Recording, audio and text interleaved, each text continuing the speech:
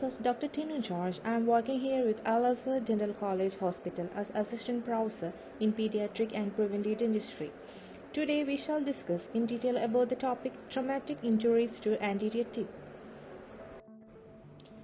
The topic shall cover the scenario in detail and also the typical and previous year questions usually asked for the KUHS university exams. Few of the questions are mentioned in this slide and we shall discuss in detail about this in the coming session. Our first essay question: classify injuries of anterior teeth according to Ellis and Davy. Discuss the consequences of injuries to primary anterior teeth on the developing permanent teeth. Let's discuss how we shall write an answer for this question. So the question consists of two parts.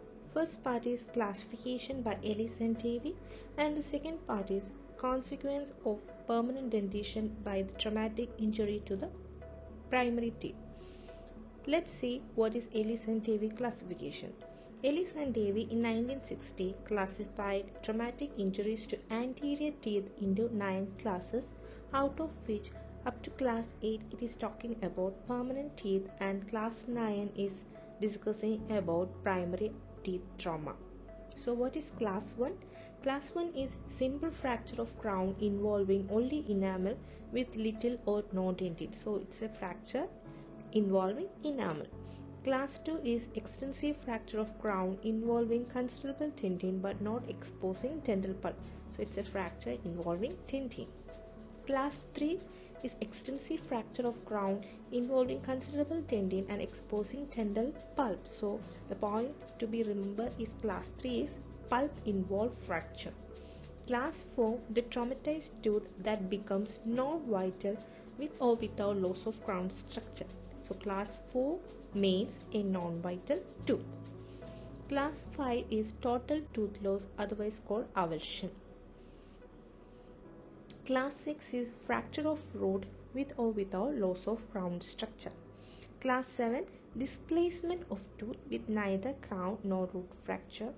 Class 8, fracture of crown en masse and its displacement. Class 9, which is the only classification by Ellis and Davy discussing about primary teeth. So class 9 is traumatic injuries of primary teeth, and that completes the first part of our question, that is classification by Ellis and Davy. Clear? Moving to the second part of the question, that is effect of traumatic injuries on developing dentition. So in this topic we should mention what are the consequences of injury to the primary teeth causing to the permanent dentition, and I have listed out the important points to be mentioned under this topic. The first point is white or yellow brown discoloration of enamel. Second is white or yellow brown discoloration of enamel with circular enamel hypoplasia. Third, crown dilaceration. Fourth, odontomer-like malformation. Fifth, root duplication. 6. Dilaceration. 7. Eruption disturbances.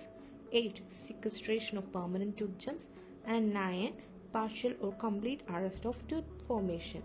So our answer should focus on these 9 points. We have to elaborate each points while answering. Okay?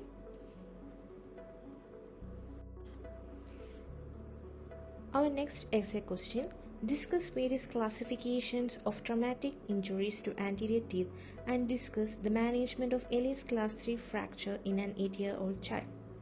While answering, this question consists of two parts. For the first part is classification and the second part is management. Let's see how we shall write an answer for this question. Moving to the first part of the question, discuss various classifications of traumatic injuries to anterior teeth. From the question itself, it is obvious that we have to mention more than one classification. And in an exam, the examiner always wanted us to write 3 important classifications out of many classification of trauma. And the 3 important classifications are Ellis and Davy classification, which we discussed earlier, and the second classification is WHO classification, and the third one is Anderson classification. We have to elaborate each classification for answering this question. As we have already discussed Ellis and Davies classification, I am skipping this slide and moving to next part. Next is WHO classification. Instead of classes, WHO have given numbers for classifying traumatic injuries. And first is 873.60, that is enamel fracture. 873.61, that is enamel and dentine fracture without pulp exposure. 873.62, enamel and dentine fracture with pulp exposure. 873.63, root fracture. 873.64, crown root fracture. 873.66, 65 is missing, 65 is omitted. So 873.66 is concussion and luxation. 873.67, intrusion, extrusion. 873.68, avulsion. 873.69, soft tissue injuries. These are WHO classification. Next is classification by Anderson. Anderson have divided traumatic injury into 4 classes. That one is injuries to the hard dental tissue and pulp. Second is injuries to periodontal tissues. Third is injuries to supporting bone. Fourth is injuries to gingiva and oral mucosa. And each classes have its own subtypes. Let's discuss which are the subtypes. First is injuries to the hard dental tissues and pulp, and the subtypes include crown infraction, enamel fracture, uncomplicated crown fracture, complicated crown fracture, uncomplicated crown root fracture, complicated crown root fracture, root fracture. B is injuries to periodontal tissues, and the subtypes include concussion, subluxation, intrusive luxation, extrusive luxation, lateral luxation, X-articulation, otherwise called avulsion. C is injuries to the supporting bone, and the subtypes include comminution of alveolar socket, fracture of alveolar socket wall, fracture of alveolar process. The last one is D, injuries to gingiva or oral mucosa, and the subtypes include laceration, contusion and abrasion of gingiva or oral mucosa. Students, once we finish writing the first part of the question, that is discuss various classification of traumatic injuries, we can move to the second part of the question. The second part of the question consists of discussing the management of Ellis class 3 fracture in an 8-year-old child. In this part, we have to focus on 2 important points. That is, first one is the class of fracture and the second one is age of the child. So, the class of fracture, it is directly given in the question, that is class 3 fracture. And what is class 3 fracture? We discussed earlier, that is extensive fracture of crown involving considerable dentine and exposing dental pulp. So, it is obvious that the pulp is inflamed here, so we have to plan for a pulp therapy.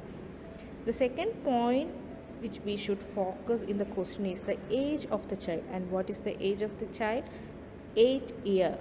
The age of the child is 8 years. Why is age important in the question? It's because, as we discussed earlier, Ellis classification is talking about permanent anterior teeth. So, in an 8-year-old child, the root, you should always remember, in an 8-year-old child, the root of the permanent anterior teeth will be incomplete. So, the root is incompletely formed. So, the tooth is called immature or young permanent tooth. The tooth is called young permanent tooth. Why? It is because the root have open apex. So we have to focus firstly to close the apex. How can we close the open apex? So we have to discuss the management in such a manner. So if an 8-year-old child with class 3 fracture reported, we can perform apexogenesis by 2 methods. First is by direct pulp capping and second is by pulpotomy.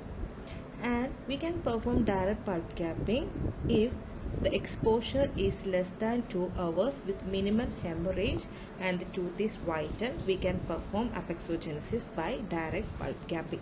Okay. Next method of apexogenesis is by performing pulpotomy. If the exposure is relatively large and the patient is reported to the dental operatory within 72 hours with a moderate hemorrhage, we can perform pulpotomy as an apexogenesis method. One thing we should remember is pulpotomy can be performed in primary and permanent tooth. The difference between pulpotomy in primary and that of permanent tooth is the material of choice, the material we choose for performing either cases. So, coming to the apexogenesis, coming to the material for pulpotomy as an apexogenesis method, the materials we use are of regenerative potential. The materials have a regenerative potential. So, the materials which have regenerative potential includes MgA, biodentin, calcium hydroxide. These are few materials comes under the classification of regenerative pulpotomy. So the basic difference in apexogenesis or the basic difference in the pulpotomy of primary and permanent teeth is the material, and in a permanent tooth as an apexogenesis method we have to use the material which have regenerative potential. Those materials include MgA, biodentin and calcium hydroxide. It's clear? In the same question itself, we have to mention about apexification, and we have to tell we can perform apexification if a child with Ellis class 3 fracture, if an 8-year-old child with Ellis class 3 fracture reported to the dental operatory more than 72 hours after the trauma, we can perform apexification because the pulp will be degenerated. So we have to mention apexification as well. That complete the second part of the question. So what is the question? The question is, first part is discuss the various classification, second part is management of Ellis class 3 fracture. So first part we discussed the classifications by Ellis and Davy, Anderson and WHO, and the second part is management. Since the age of the child is 8 years, the apex will be opened, so we have to say that if the child is reported less than 72 hours, we can perform apexogenesis. If the child reported more than 72 hours later after the exposure of trauma, we can perform apexification. Under apexogenesis, we can perform direct pulp capping and pulpotomy depending upon the time and size of the exposure. Okay, it's clear. Let's move to the third question. The third question is, discuss the management of a 9-year-old boy with Ellis class 4 injury of the maxillary right central incisor. So we have to focus on two important points. First is what is the class of fracture. Second is what is the age of the child. The class of fracture is class 4 and age of the child is 9 years. Let's see how we can answer if a question like this comes. So what is Ellis class 4 fracture? Ellis class 4 fracture is traumatized tooth that become non-vital with or without loss of crown structure. So we should always remember Ellis class 4 fracture is talking about non-vital tooth. Okay. And the second part of the question is age of the child. And what is the age of the child? It is 9-year-old. So in a 9-year-old also the anterior tooth will be open apex. So the anterior tooth is young permanent tooth, immature young permanent tooth with open apex. So we have to plan for a treatment to close the apex first. So what is the treatment for an young permanent tooth which is non-vital? From the question itself, it's clear that the tooth is non-vital, and the only treatment for an young permanent tooth which has become non-vital is apexification. So it's clear from the question that the treatment is apexification. Why apexification? First, the tooth is non-vital. Second, the root is open. So we have to mention how we can perform apexification, and this apexification and apexogenesis is a separate topic, and the steps for doing apexogenesis and apexification is clearly given in the chapter of apexogenesis and apexification. Moving to the fourth question, Ellie's classification of fracture of anterior teeth, which we discussed earlier. So you should always remember the Ellie's classification can be asked as a short note. Okay. Moving to the fifth question, mouth protectors in the prevention of dental trauma. It usually comes as a short note. So if a question like this comes, we have to mention the definition of mouth guards and the classification of mouth guards. What is the definition? The definition is removable soft plastic material intraoral appliance that covers all occlusal surface and the palate and extends to the vestibular surface of the teeth, used to protect lips, cheeks and teeth during contact sports. That's the definition of mouth guards. Next we have to discuss the classification. The mouth guards can be classified into three types. Type 1 is stock mouth guards, type 2 is mouth formed mouth guards, type 3 is custom fabricated mouth guards. To complete the answer, we have to mention 2 points in each types. Let's see what are the 2 important points we can write under these types. First is stock mouth guards, which is widely used by athletes, but the disadvantages of stock mouth guards are it is not adapted to the dentition of the athlete, and it is least retentive and interfere with athlete's ability to breathe. That is the points which we can write down under stock mouth guards. Second is mouth formed mouth guards. Under mouth formed mouth guards, we can write how we can fabricate the mouth formed mouth guards. The fabrication method is called boil and bite. And how we can perform boil and bite method? These are fabricated by placing the mouth guard form into boiling water to soften the material, then placed into athlete's mouth where it is molded with finger pressure and intraoral movements. That's the way we fabricate mouth formed mouth guards. This is the point which we have to mention under mouth formed mouth guards. Then the third type is custom fabricated mouth guards, and under this we can write it is made professionally over a dental cast of the athlete's arch. It is considered superior to either stock or mouth formed mouth guards because of their superior adaptation and retention and interfere least with breathing and speech. So disadvantages of stock mouth guards can be written as an advantage for the custom fabricated mouth guards. We have to explain like this. Let's complete the answer. Okay. Moving to the sixth question, that is splinting. When splinting comes as a short note, we have to write the definition of a splint, the splinting properties, splinting types, splinting periods. Okay. What is the definition? The definition of splint is a rigid or a flexible device that maintains in position a displaced or movable part, also used to keep in place and protect an injured part. Okay, that's the definition. Second is splinting properties. Splinting properties include flexible and semi-rigid splint and a rigid splint. Okay. Third is splinting types, which are the different splinting types. Suture splint, arch bar, orthodontic appliances, composite, wire composite, resin splint, metal splint. These are the splinting types. And the fourth and important point, either for theory and for viva, is splinting periods. Splinting period itself can be asked during your viva. So, what are the splinting periods? For extrusive luxation, the splinting period should be 2 weeks. For lateral luxation, it should be 4 weeks. Intrusive luxation, it should be 6 to 8 weeks. For avulsion, it is 1 to 2 weeks. For root fracture, middle or apical third root fracture, 4 weeks. Cervical third root fracture, 3 months. And alveolar fracture, 4 weeks.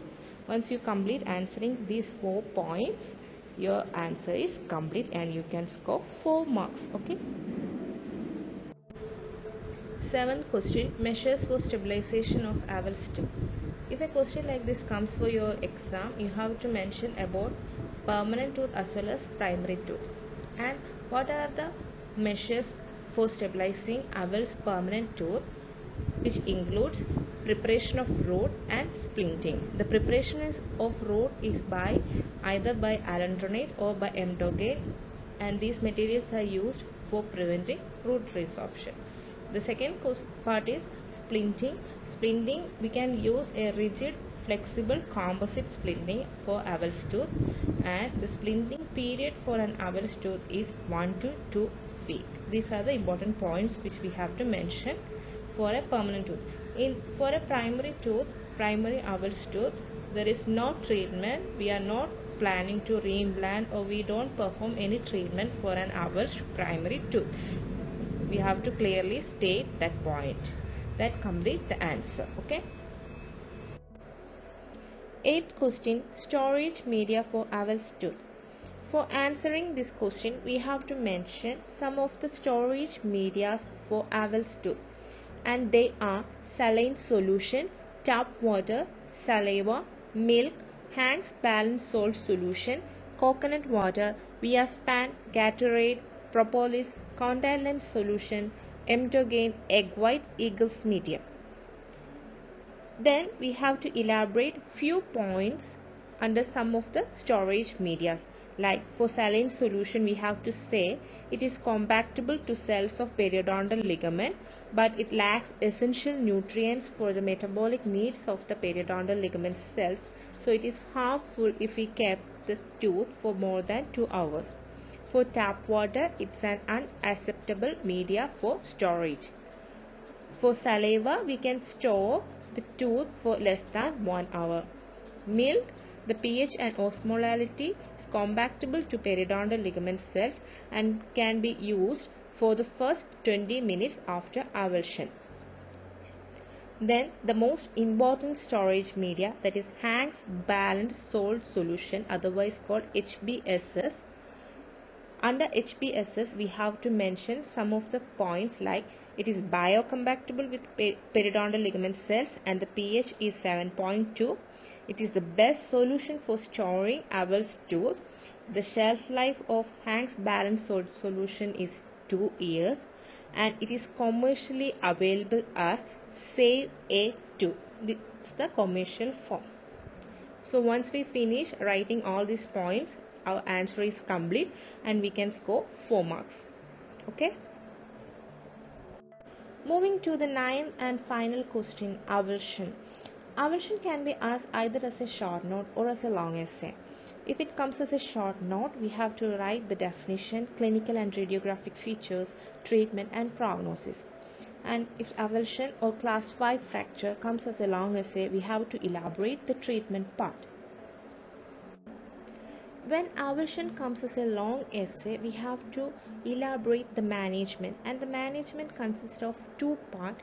The first is management outside the dental office, second one is management inside the dental office. First, the management outside the dental office. It includes the treatment which can be performed at the place of accident. First is we can reimplant the Abel's tooth as soon as possible. We can inform or we can tell the parent or the child to reimplant the tooth as soon as possible, because the best result for an Abel's tooth occurs if reimplantation happen less than 20 minutes. Next, nothing should be done to the tooth before reimplantation if avulsion happen in a clean environment. But if avulsion happen not in a clean environment, the root surface must be clean and any remnants of the periodontal ligament that are still attached to the tooth must be preserved. And also the important point is hold the tooth by crown, not to the root, because once they hold the root, the chance of preserving the periodontal ligament cells will be less. And if the child or parent is not able to reimplant, then the tooth must be immersed in a storage media and child and tooth must be brought immediately for dental care. So that's complete management outside the dental office. Moving to the second part, that is management inside the dental office. Here first thing, the tooth immediately shifted to a storage media and the socket is rinsed and examined. Socket is palpated for any fracture. Radiograph is taken and the root is prepared for preventing root resorption by alendronate or emdogain, and the socket is prepared. Reimplantation is performed, splinting is done, and antibiotic as an adjunctive therapy is given. Patient is asked for soft diet, oral hygiene instructions has given, and a follow-up should be done. In the next appointment, we have to perform certain treatment based on the maturity of the root and the condition of the periodontal ligament. Let's discuss what are they. The treatment guidelines for owl's permanent teeth is based on the maturity of the root, that is open or closed apex, and on the condition of the periodontal ligament cells. Based on these two factors, the treatment varies. Let's see what are the various treatments. As I said earlier, the management of owl's permanent tooth varies based on the condition of the periodontal ligament cells and type of root apex. So these two are the variables.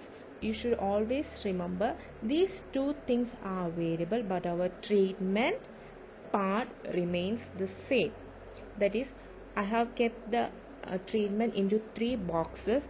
The second box, that is the bulleted points, reimplant and reposition, verify position using IOPA, place flexible splint, start systemic antibiotics, give post-operative instruction, tetanus if required, follow up 7 to 10 days. This box remains same for all the conditions, for all the treatment, for all the factors.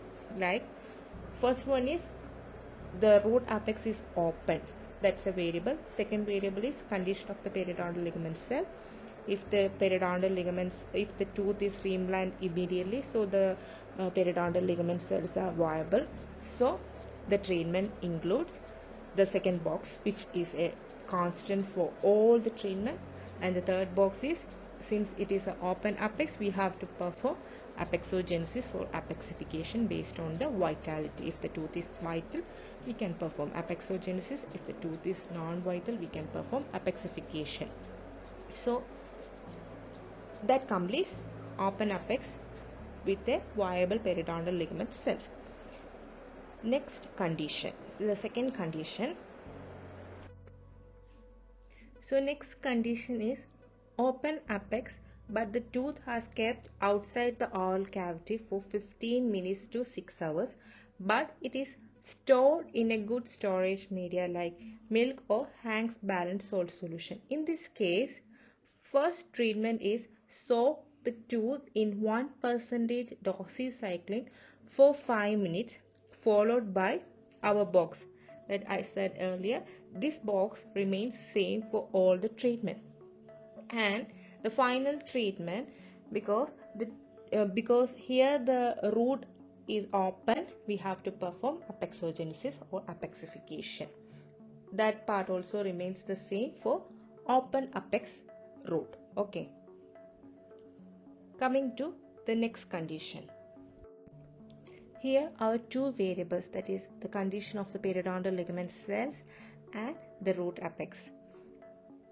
The root apex here is also the same as just like the previous slide, that is open apex. But the condition, what is the condition of the periodontal ligament cells here?